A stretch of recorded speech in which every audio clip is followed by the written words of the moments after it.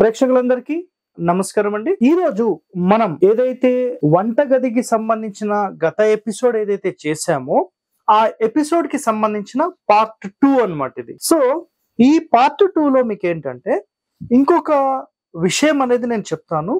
గత ఎపిసోడ్ లో మనం వంటగదికి సంబంధించి అసలు వంటగది మనం ఎక్కడ పెట్టాలి, ఏ ఫేసింగ్ కి సంబంధించి అనే ఒక చిన్న ఇన్ఫర్మేషన్ మనం తెలిసేసుకుందాం.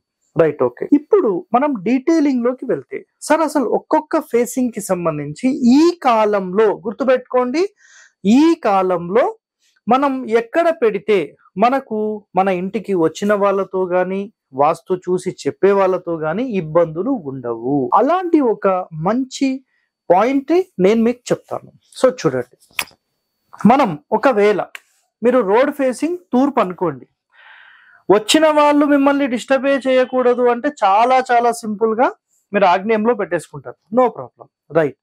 బట్ ఇక్కడ గుర్తుపెట్టుకోండి, చిన్న చిన్న ఇండ్లు ఎవరివైతే ఉంటాయో వాళ్ళు ఎట్టి పరిస్థితుల్లో కూడా ఆగ్నేయంలో వంట పెట్టేస్తారు, అది ఇంకా తప్పదు. ఒకవేళ పెద్ద ఇల్లు ఉంటే ఇక్కడ పెట్టడం చాలా చాలా సూపర్. ఇక్కడ చూడండి, ఒక చిన్న ప్లాన్ లాగా గీస్తాను. నేను పెట్టిన చాలా ఇంటి ప్లాన్స్ లో ఇలా 3 పార్ట్స్ గా డివైడ్ చేసినప్పుడు ఈ ఫ్రంట్ పార్ట్ ని మెయిన్ డోర్ అండ్ ఇది కంప్లీట్ హాల్ క్రియేట్ చేసేస్తాను. హాల్ చేసిన తర్వాత ఈ సెకండరీ రూమ్ లో, ఈ రూమ్ యొక్క ఆగ్నేయంలో నేను వంటగదిని పెట్టించేస్తాను. అప్పుడు ఏమవుతుందంటే ఈ మొత్తం మీరు ఏదైతే ప్లాన్ చూస్తున్నారో ఈ ప్లాన్ తో దక్షిణం వైపుగా ఉండే రూమ్ కి ఆగ్నేయం వైపుగా కిచెన్ అనేది పెట్టిస్తాను. ఇది ఒక రెండవ ఆప్షన్ కిందికి మనం తీసుకోవచ్చు. ఓకే, సో ఫ్రంట్ అనేది కంప్లీట్ హాల్ చేస్తాం. ఎప్పుడు చేస్తాం? ఈ ఇల్లు పొడవుగా ఉన్నప్పుడు మాత్రమే, అన్నిటికీ కాదండి, గుర్తుపెట్టుకోండి. నెక్స్ట్, మనం శాస్త్ర ప్రకారం వెళ్ళాలి, ఖచ్చితంగా ఈ ప్లాన్ ని డిజైన్ చేసుకోవాలి అని మీరు భావిస్తే మెయిన్ డోర్ మనం సెంటర్ పెట్టినప్పుడు ఆగ్నేయం ఒకటో స్థానం అందరూ యాక్సెప్ట్ చేసేది.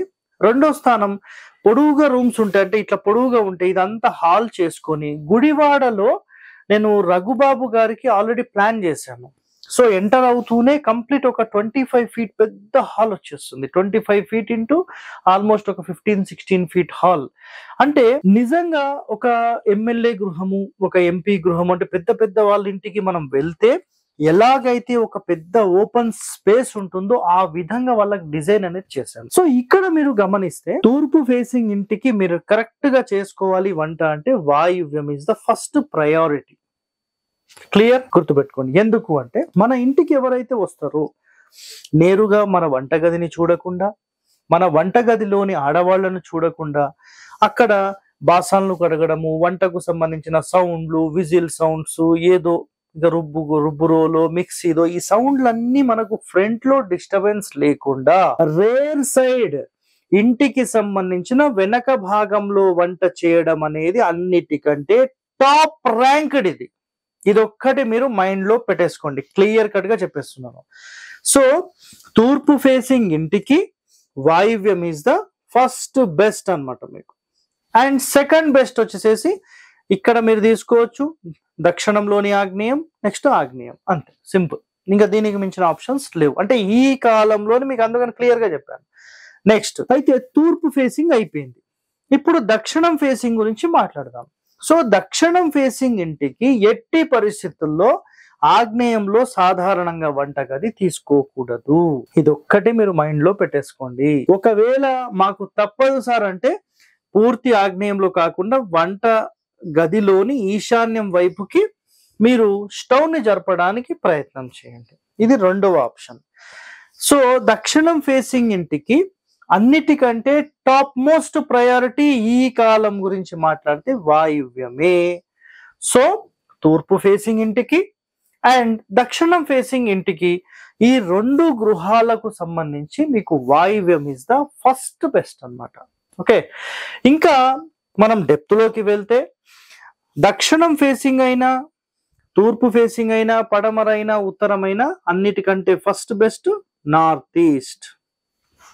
సార్ మీరు అదంటున్నారు ఇదంటున్నారు కన్ఫ్యూజ్ చేస్తున్నారు. మీరు కన్ఫ్యూజ్ అవుతున్నారు, నేను కాదు. నేను ఇక్కడ ఏం చెప్తున్నానో స్కిప్ చేయకుండా వినండి, వింటేనే మీకు ఇవన్నీ అర్థమవుతాయి, లేకపోతే అర్థం కావు. మయాన్ మహర్షి చెప్పిన సిస్టమ్ ప్రకారం north east is the best place for the kitchen. గుర్తుపెట్టుకోండి. ఓకే, నెక్స్ట్ ఇప్పుడు తూర్పు ఫేసింగ్ గురించి మాట్లాడాం, దక్షిణం ఫేసింగ్ గురించి మాట్లాడాం. ఇప్పుడు పడమర ఫేసింగ్ గురించి మాట్లాడదాం. సో పడమర ఫేసింగ్ అయినా ఉత్తరం ఫేసింగ్ అయినా ఈ రెండిటికి కూడా the best and first place ఆగ్నేయం. దీనికి ఇది రేర్ సైడ్ అవుతుంది, దీనికి ఇది రేర్ సైడ్ అవుతుంది. సో ఈ రెండిటికి ఇది నంబర్ 1 అన్నమాట. ఎట్లయితే మనకు తూర్పుకి దక్షిణానికి వాయువ్యం బెస్ట్ అయిందో, మనకు పడమరకు ఉత్తరానికి ఆగ్నేయం అనేది అంత బెస్ట్ అన్నమాట. సో ఆగ్నేయం అంటే ఆగ్నేయం అయిపోయింది. పడమర ఫేసింగ్ కి ఫస్ట్ ప్రయారిటీ అనేది మనకు వాయువ్యంలో మనం తీసుకోవచ్చు. ఓకే, పడమర ఫేసింగ్ కి. బట్ ఫ్రంట్ ఫేసింగ్ లో ఉండొద్దు అనే ఒక కండిషన్ కి మనం ఆగ్నేయానికి తీసుకుందాం. సింపుల్. నెక్స్ట్ ఉత్తరానికి నార్త్ ఈస్ట్ అనేది ఫస్ట్ బెస్ట్. కానీ ఈ కాలంలో దాన్ని చాలా మంది ఒప్పుకోరు. ఎందుకంటే రాంగ్ వేలో అందరూ తీసుకెళ్లిన తర్వాత రైట్ వే చూపిస్తే ఏమవుతుందో అనే ఒక భయం క్రియేట్ అవుతుంది. కాబట్టి అందరూ మెచ్చింది వాయువ్యం నంబర్ 1 అండ్ ఆగ్నేయం నంబర్ 1. ఈ 2 స్థానాలు 2 ఫేసింగ్లు, అంటే ఈ ఫేసింగ్ కి సంబంధించి తూర్పుకి దక్షిణానికి సంబంధించిన ఫేసింగ్ ఒకటి, నెక్స్ట్ పడమర ఉత్తరానికి సంబంధించిన ఫేసింగ్ ఒకటి. ఈ రెండిటికి సంబంధించిన డీటెయిలింగ్ ఇన్ఫర్మేషన్ ఇచ్చాను. ఇంకా దీంట్లో ఉంది, ఇంకా అయిపోలేదు. గుర్తుపెట్టుకోండి ఒక మాట, నేను ఇప్పుడు మిమ్మల్ని చూస్తున్నాను అంటే, నేను ఎగ్జాంపుల్ తూర్పు చూస్తున్నాను అనుకోండి, ముఖంలో మంట పెట్టొద్దు అని ఒక శాస్త్రంలోనే చదివాను. క్లియర్? ముఖంలో అంటే తూర్పు ఫేసింగ్ అనుకోండి, మనం డైరెక్ట్ ఆగ్నేయంలో కానీ ఈశాన్యంలో కానీ ఎక్కడ కూడా ముఖానికి మంట పెట్టొద్దు. సో ఇదంతా ముఖం ఏరియా అన్నమాట. ముఖం ఫ్రంట్ ఫేస్, ఇదంతా ఫ్రంట్ ఫేస్ ఎలివేషన్. సో ఈ ఫ్రంట్ ఫేస్ లో మంట పెట్టొద్దని ఒక శాస్త్రంలో చదివాను. సో దీన్ని బట్టి మనం ఆధారితం చేసుకొని తీసుకుంటే 100% మనకి ఏంటంటే తూర్పు ఫేసింగ్ కి సంబంధించి దక్షిణానికి సంబంధించి వాయువ్యం అనేది సూపర్ గా పనిచేస్తుంది, పడమరకు ఉత్తరానికి సంబంధించి ఆగ్నేయం సూపర్ గా పనిచేస్తుంది. ఈ 2 క్లియర్ కదా? రైట్. ఇప్పుడు ఇంకో డెప్త్ పాయింట్ లోకి వెళ్దాం. సో ఉత్తరం ఫేసింగ్ కి దక్షిణం ఫేసింగ్ కి తూర్పు పడమరకు అయిపోయింది. దాని తర్వాత అవుట్ సైడ్ అన్నాం. అవుట్ సైడ్ అంటే నిజంగా ఈ కాలంలో మీరు చూస్తే వంటగదిని అందరూ కూడా మనకేం చేస్తున్నారంటే ఇంటి లోపల మాట్లాడుతున్నాం. ఒరిజినల్ శాస్త్రాల ప్రకారం అసలు ఇంటి లోపల వంటగదే ఉండకూడదు. మరి ఇప్పుడేం మాట్లాడతారు? సో మరి మీరు ఎలా చెప్పారు సార్ అంటే, కాలాన్ని బట్టి మనం మారుతూ వెళ్తున్నాం కాబట్టి ఆ కండిషన్స్ ని ఇక్కడ ఇంప్లిమెంట్ చేస్తున్నాం. ఓకే, అయితే పూర్వ గృహాలలో మీరు అబ్జర్వ్ చేస్తే ఇంటికి అవతల వైపు ఆగ్నేయంలో గాని నైరుతిలో గాని వాయువ్యం గాని ఈశాన్యం వైపు గాని మీకు చిన్న చుట్టిల్లు గాని చిన్న వంటగదిని గాని ఏర్పాటు చేసేవాళ్ళు.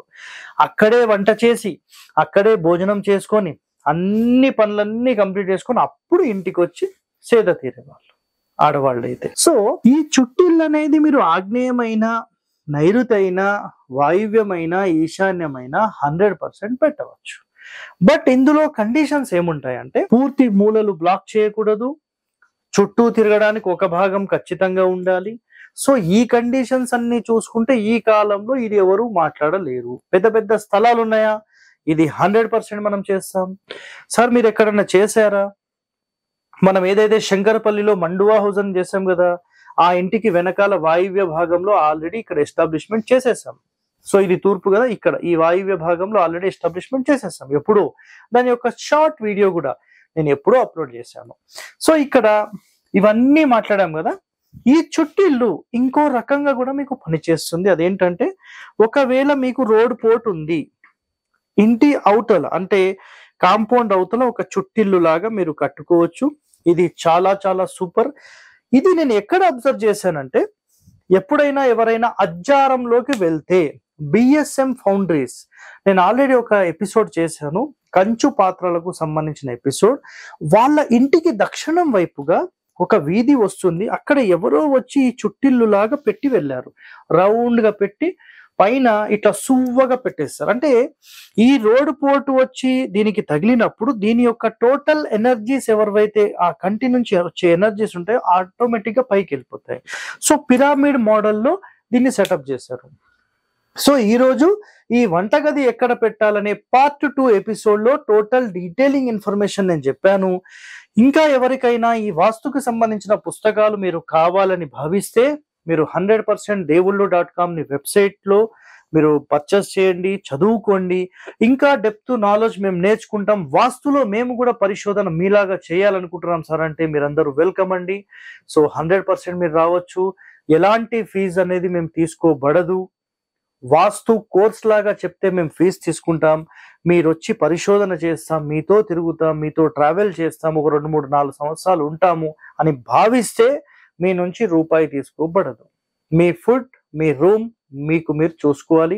మాతో ఉంటే అన్ని మేము చూసుకుంటాం. సింపుల్ అండి. ఓకే, సో ఈరోజు నేను ఏదైతే కాన్సెప్ట్ చెప్పానో ఈ కాన్సెప్ట్ ని అర్థం చేసుకోవడానికి ముందు ప్రయత్నం చేయండి. దాని తర్వాత దీనిలోని డెప్త్ పాయింట్స్ ఏమున్నాయి మీరు అందరూ అర్థం చేసుకుంటారని భావిస్తూ సెలవు తీసుకుంటున్నాను. ధన్యవాదాలండి.